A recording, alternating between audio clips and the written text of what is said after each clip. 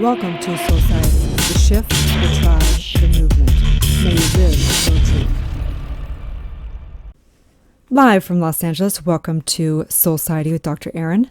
Doctor of Divinity, we come together each day to know the truth, live on spiritual principle, and align with universal law. We also come together as a spiritual community in Soulciete. We have the vision of being the #1 spiritual leaders community in the world. We truly are committed to enlightenment, empowerment, and entrepreneurship. And we have the mission of awakening 1 billion people. And how we are doing that is by developing spiritual leaders. We truly believe that when somebody awakens, they have a gift and a message to bring to the world. So this is number 3 of a 12 series on Live Your Truth.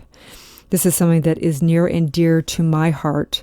I truly believe that we each have a unique truth, that there's obviously ultimate truths. You are divine, powerful, all-knowing spiritual being. You are immortal, eternal, and all the above. And you are creating right now the entire universe, because you are not just you are the universe. You are the individual consciousness, the collective consciousness, and the cosmic consciousness. And the truth is that you're here as the fractal of the one. You can call the one God, you can call it spirit, you can call it divine, you can call it whatever you want.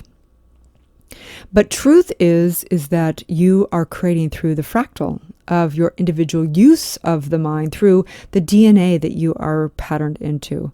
And I actually believe that we're here to evolve the DNA, that we're here to just evolve all of life in the fractalization of the evolution of the one thing. So that is really knowing what your truth is, so you can live in alignment with what is right for you. So how we do this is we birth your truth by restoring the true power. We call it the truth triangle. So the first side of the triangle is birthing your power, your truth of who you are. We do this through birthing your power through restoring your true identity. All of spirituality is the reality that everything comes from spirit. And all spiritual work is really getting you back to that reality, realizing your true identity, which is the I am identity, which is the identity that's all-knowing and all-powerful. So they do this through trauma work. And why trauma work helps in the restoration of your true identity is it releases the commands and limiting beliefs that are attached to traumatic incidences that are backed by a lot of emotional charge on the mental picture. So basically, it's holding you in a position, if you will. So when we go in and do trauma, we neutralize the mental pictures and we spot the commands and we loosen those chains, if you will. The whole point of spirituality is getting you back to freedom. Freedom of choice, freedom of expression, and freedom of your beingness. So on the truth triangle, the first side is restoring your power. We do that through the trauma work. We do that through shifting back to your true identity. And we do that through taking your inventory to really realize where you are not in full power. And that's what we're going to do today. We're going to actually look at your life inventory, because all of life is a relationship. So basically anywhere where you still feel like you're a victim in life, where you still feel like you're the effect of anything that's ever happened, any place that you feel like you're not at full power in your life, we need to handle that, right? We need to handle that and complete that cycle so that you can restore your power. After that, on the truth triangle, the first side is restoring the power. The second side is birthing your passion, which is really your relative truth. What are your core values? What really matters to you? What are you committed to? And how do you stay in your peace and power? How do you place boundaries on certain relationships and things so that you can live in your passion and live doing what you really care to do? The third side of the truth triangle is birthing your purpose. And this is all about getting clear of the suffering that you've had in this lifetime and past lifetimes, because in your DNA, epigenetics is proving that we have all memory of all lifetimes. So really it's living as you. Any of your past trauma and suffering is the wisdom within your body, in your subconscious, in your DNA. And so we want to complete that cycle. And in completing that cycle, knowing you have a triumph that you've really overcome, we begin to birth your purpose, knowing the formula of your triumphs plus your passion plus your skill set equals your purpose and calling. And then finally we come to where we create your life purpose statement so you can really live your mission and the legacy that you want to live in this lifetime. Okay, so this is number 3 of 12 of a series of Live Your Truth. So this is all about life inventory. So again, all of life is a relationship, how you relate to what does or what does not occur. And the litmus test, if you will, is if there's anything that happens in life that you really get offended by, or you react to, or whatever, that is a place that we need to take a look at and handle. That doesn't mean that we don't put laws in order so that we have harmony on the planet. That doesn't mean that it's right what someone does or wrong what someone does. We want to look at harmony versus chaos, okay? But that means that you can look at anything that happens on this planet or in this universe, and you are not basically, you just are able to as is it. The true gap of suffering, the cause of suffering, is one place and one place only. It's really wishing people, places, and things were differently than they are. So when we fully accept life on life's terms and people as they are, we're able to put boundaries. So sometimes that's, just simply maybe, communicating less, or maybe that's not having somebody in your life, or maybe that's putting them in jail, whatever that is. But when we as is and accept it as it is, we no longer are tortured by the concept of wanting people to be different than they are.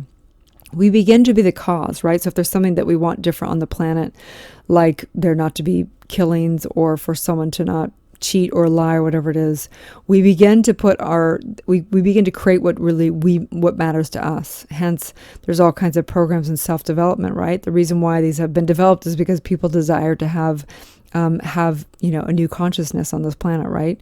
So we didn't go out and try and fix and change people. We developed products and courses and things to help those, or we put laws and orders, or we did whatever, right? That's coming from a creative standpoint. Instead of hoping, wishing, and praying someone was different, right? We want to be the cause of life, because we are the cause of life. We are spirit.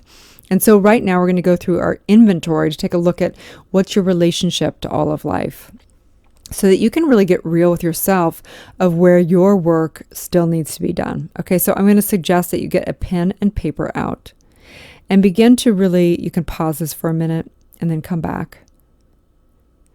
And basically what we're going to do here is we're going to go through your life, okay? And there's 4 primary areas of life that we refer to.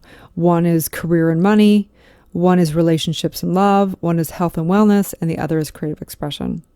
And when we take a look at those 4 areas of life, where in those 4 areas of life do you not feel fully empowered and fully at cause? And we want to take a look at those. So I'm going to go through a kind of a list of an inventory so that you can begin to ask yourself these questions, okay? So on a scale from 1 to 10, 1 not being good and 10 being great, how would you rate your relationship with the following? Self-image. On a scale from 1 to 10, how would you rate your relationship with your self-image? Next, body image. On a scale from 1 to 10, how would you rate your relationship with your body image? Next, health. On a scale from 1 to 10, how would you rate your relationship with your health? Next, father.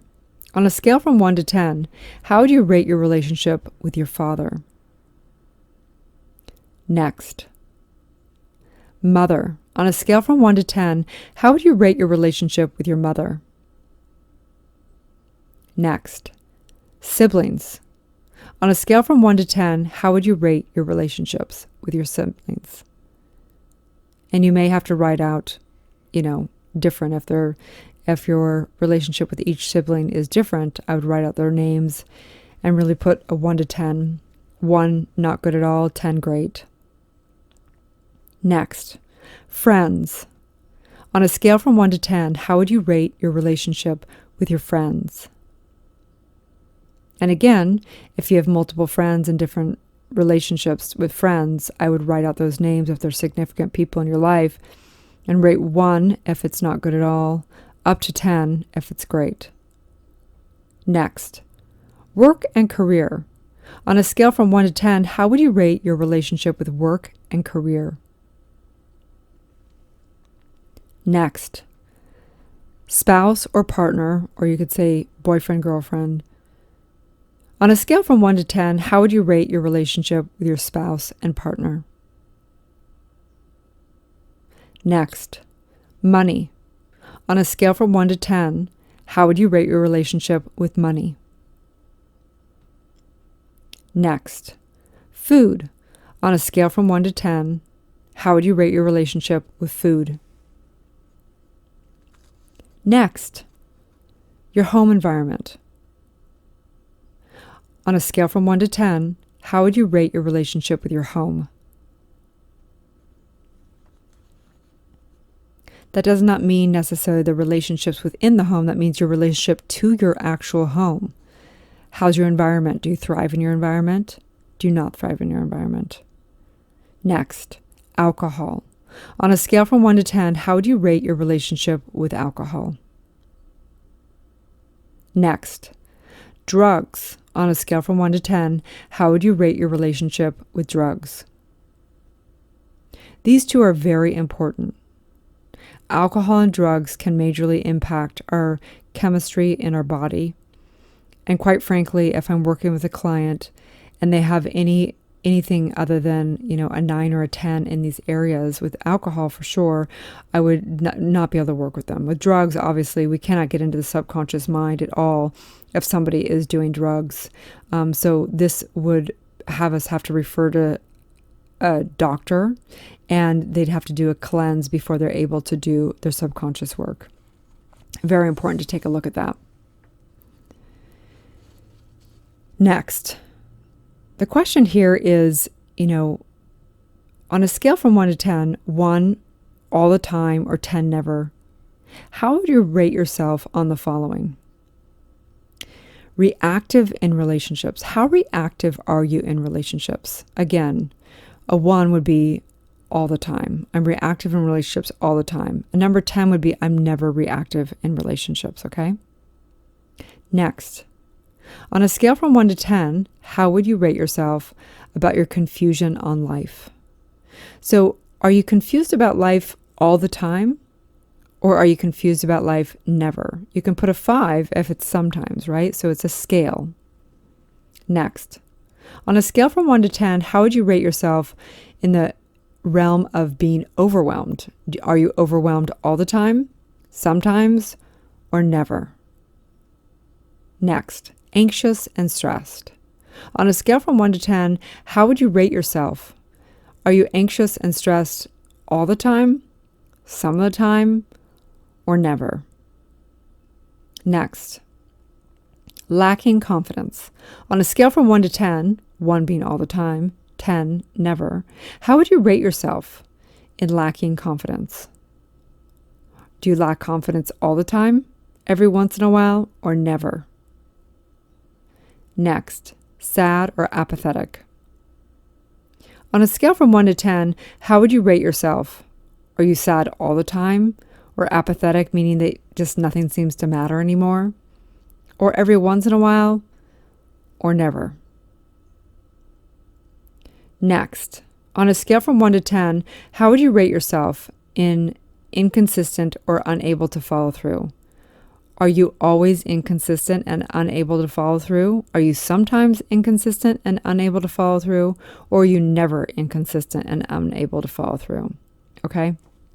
So this is super important to begin to take inventory in your life. And the truth is this, is that if there's somewhere in the area of life, there's a self-judgment that goes on, right? So your score might change according to that.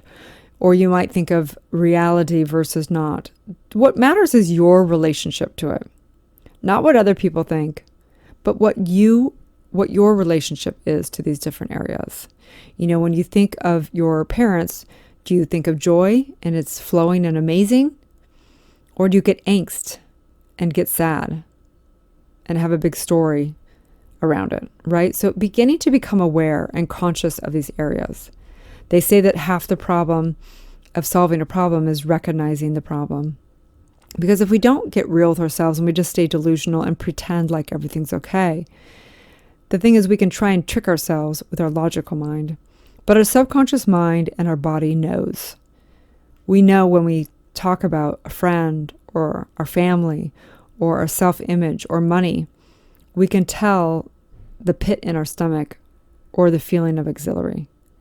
So this is all about getting real. So I would take this week and really think about your life. I would take the time to think about also alcohol and drugs. Is it something that is impacting your life? And if you're doing, alcohol or drugs, I would consider consulting a professional around that, okay? They do have 12-step as well, and there's lots of different avenues to go with that if it's a problem. But doing drugs and alcohol will definitely affect your psyche and affect your trauma, because what happens is if you drink too much, you actually can get into a traumatic incident because you open up the subconscious mind. It gets imprinted very easily. Same with if you go under anesthesia, your subconscious opens up and you will get commands done that way as well. So on this note, I know the truth that the power and the passion and the purpose that lives within you. My greatest wish for everyone on this planet is that they find their truth and live their truth. And that all begins with waking up and beginning to look and become aware in your life. I believe the most important thing with all this is doing your trauma work. It's the greatest work I've ever done beyond just straight meditation and straight going to source. I believe trauma work is some of the core work that this planet needs to do to understand how it's commanded into its subconscious, profound ways that are outpicturing into the ongoing cycle and story of their life.